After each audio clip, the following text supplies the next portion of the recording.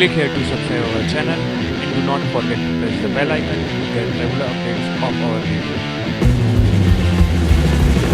Hello friends, good morning to all of you. So I'm back with another video on Sociology optional subject for UPSC CSE mains examination. In this video we are going to cover poverty alleviation schemes under rural and agrarian transformation in India. So friend, please do this share as much as possible so that more and more people will get benefited. Comment and like the video, and now you can also follow us on every page, that is facebook.com/unorthodox academy. So friend, as you know that we are covering slot 4, that is work, economic life, agriculture and industry, and in paper 1 we have already finished topic 6, that is works and economic life, and paper 2 we are presently continuing with rural and agrarian transformation in India. So friend, as you know that we are covering poverty alleviation in this scheme in this video. So as you know that a lot of schemes and a small introduction of poverty is already dealt in the programs of rural development in India. So in this video I am going to give you the chronology of schemes, or basically the timeline of schemes. So let's get started. So first we need to understand what is poverty. So basically poverty is a multidimensional phenomena and which is caused by a variety of factors. Its manifestation also differs from context to context. There is no linear chain of cause and effect. It is an interrelated wave of economic, social, psychological, cultural and political factors which influence the occurrence and persistence of poverty. Real poverty may not be apparent, and apparent poverty may not be real. Thus, there cannot be a single strategy to eradicate in different social contexts. So basically we can say that there are two types of poverty. The first one is the absolute poverty, where people or basically household are not able to meet their basic need, that is kapra, roti, makan, and as well as educations and the social security and health conditions too. And the second type is relative poverty, and basically the relative poverty is measured according to the standards of life at a given time and place. So the poverty studies in India have been preserved of economists rather than sociologists. So at the time of independence, because of the colonial legacy, we inherited a society with widespread poverty. We had more than 15% populations below poverty line, which is basically defined by economists, and that's why these are those who are not able to afford 2 squares meals a day. And poverty was overwhelmingly rural in character. 80% of the population in 1947 lived in rural areas. Right from the days of independence, we were confronted with the problems of widespread poverty. As the first 5-year plan clearly demonstrated that the elimination of poverty cannot be obviously be achieved merely by redistributing existing wealth, nor can a program aimed only at increasing production remove existing inequalities. So the fundamental urges of Indian people, namely right to work, right to education, right to adequate income, and a measure of insulations against sickness, old age and disability, have to be accommodated. So we tried to address the problem at 2 levels. The first, by initiating a process of sustained growth, and the second one is the process of growth by itself does not lead to development. So we thought to redistribute wealth through land reforms, community development program, disaster prone area program, and etc.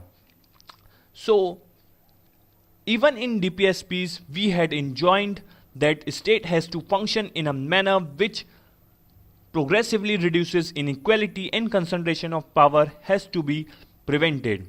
So we need both growth and redistributions. So as far as diagnostic problem is concerned, the first 5-year plan didn't do much about it except that of community development programs, and beside community development program there was no other strategy to alleviate poverty. So at the end of first 5-year plan, as we had become quite a bit after its success in achieving targeted objectives, we embarked as a Mahalanobis strategy of growth, or the Mahalanobis model. So in the course of this strategy, we in a way moved away from the view that the growth alone cannot solve the problem. So in Mahalanobisian strategy, we tended to rely primarily on growth. So we moved to target-based approach. New programs like Small Farmers Development Program, Marginal Farmer Development Program, Intensive Agriculture Development Program, drought-prone area programs were launched. So both second and third 5-year plan did not address to eliminate poverty through employment, but still some kind of tokenism was resorted to when there was a criticism that plan was neglecting employment. So a special rural work program to provide 100 days of work for 2.5 million pupils were there. Also programs for water supply and local development programs for rural areas were launched. But on the whole, as far as the issue of poverty and employment was concerned, the viewpoint of planners as articulated in the paper didn't go well and even didn't achieve the said objective. So a plan holiday followed. So the incidence of poverty shot up during the plan holiday. There was a social ferment in India, and Indian National Congress for the first time lost power in many states in 1967's general elections. Opposition parties got power at this time, and the loss of power by INCs due to conspicuous neglect of agriculture plan holiday also made no investment on agriculture. So in the fourth 5-year plan, we thought of making a direct assault on poverty. While we wanted to continue with the process of growth, we wanted to immediately attend to the problem of poverty. Minimum needs program was launched. It tried to ensure food, education, housing, etc. But to spend for program, there was no resource left. So the program didn't address to the local felt needs. So at this point of time, 32 million, that is nearly 54% of population of 54% of our populations were below poverty line. So except for implementation of land reforms, the redistributive remained a failure. It only marginally reduced economic power by conferring ownership rights in serving tenants by abolishing intermediaries. So the second 5-year plan addressed the problem of poverty primarily as a growth problem. The idea was that poverty in India was attributed to the colonial legacy, and thus they said that Indian society is characterized by structural mass poverty which is widespread. The structural mass poverty means that poverty is built in the economic relations that exist in society. So they thought that this structured mass poverty could be reduced through growth. Pitambar Pant represented a paper to the planning commissions where he outlined the approach to address problem of poverty. So according to him, if a sustained growth of 7% for a decade can be maintained, then we can effectively address structured mass poverty through trickle down process. By the second 5-year plan, we adopted growth as the strategy for solving poverty. Although we witnessed growth in heavy industries, growth rate of economy didn't reach the targeted levels. The average of the growth of initial 3-5 years plans was only 3%. So along with this, we had droughts due to neglect of agriculture in second and third year 5-year plan. For all the reasons, inflationary spiral started developing by mid-1960s. Poverty tended to increase while agriculture productions tended to decrease.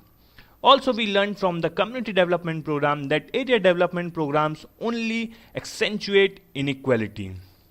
We realized that through community development program that members of community didn't have common interests.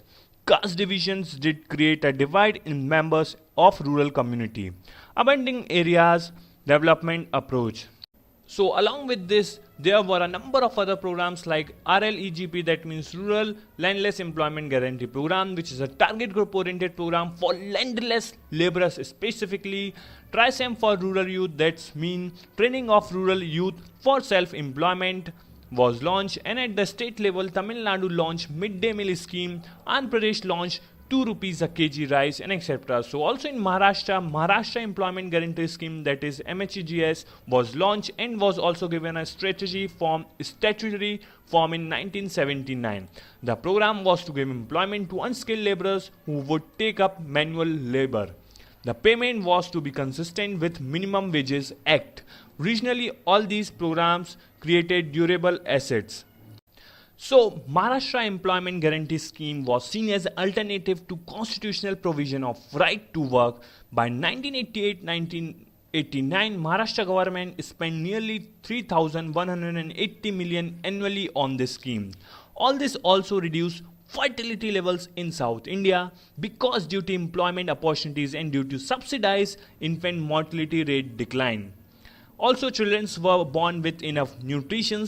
These reasons, along with awareness on family planning, reduced fertility levels and helped in controlling population explosion. So by early 1990s, poverty obstinately lingered around 38 to 40%.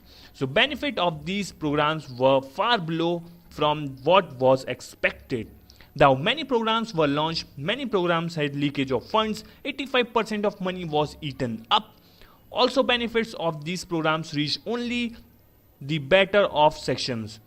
Politics also intervened, due to which identifications of beneficiaries were biased. So the real poor and the deprived still lagged. There was no adequate information about the government's programs, and government relied heavily on intermediaries. So also there was a number of access, and there is no access to mass media, so they are uninformed and unorganized. There was a lack of coordination between various departments interested with these programs. So in this context, government thought of revitalizing Panchayati Raj institutions. So in the meanwhile, there were attempts for one window addressing. All programs were merged under a new name. Jawahar Rozgar Yojana, where implementing agency would be the Panchayati Raj institutions. Later, Employment Assurance Scheme Indira Awas Yojana was started, and in 2001, Sampurna Gramin Rozgar Yojana started, which was later modified as Swarn Jayanti Gram Swa Rozgar Yojana, that is SJGSY. Then National Food for Work programs was launched in 2004. Poverty eradication became a political compulsion. Congress adopted a leftist orientations in approach, that is Garibi Hatao phase of Indian politics started. So in the budget there was a greater allocations for minimum needs programs. A food for work programs also started in 1973-74. There was a hyperinflation, and that was the reason why food for work program was launched. It was to pay the poor in kind. So in 1975, all the existing programs were re-questioned as 20-point programs, and the incidence of poverty hovered around 52 to 53%. Congress lost power in 1977, and Janata Party came to power. So they launched Antyodaya program, that is mean Ant refer to the rock or bottom of the society where poorest of poor lived, and Uday means refer to their upliftment. So the Janata Party started to give unsecured loans and create employment opportunities and etc. So in 1980, Indian National Congress came back to power. Now the focus of government was to have twin objectives at same time. The twin objectives were high growth and poverty eradications. So as growth didn't eradicate poverty, they wanted to have a different approach. So the sixth five-year plan document admitted that half of population in 1980 remained below poverty line. This also implied that 70% of India's populations are poor, because people who were just above poverty line were no better to counter this structured mass poverty, and the anti-poverty measures were initiated with renewed vigor. So Antyodaya Food for Work and minimum needs programs were clubbed together, and integrated rural development program was introduced, and also a national rural employment programs, which was modified version of food for work programs, was introduced. So we wanted to solve two problem in one stroke. So we accumulated lots of food grains in food corporations of India godowns. It was done to help farmers to give incentives. Government introduced procurement price to avoid a glut in the market. The government ensured that market prices are high enough for remunerative prices of farmers. So the most important program of rural poverty alleviation is the NREGA, that means National Rural Employment Guarantee Act, or we can say the MNREGA, that is Mahatma Gandhi National Rural Employment Guarantee Program. So for this I am making a special video, which is a next video specifically on NREGA or MNREGA, because it is important for your mains examination. So thank you guys for listening me and watching this video. Thank you.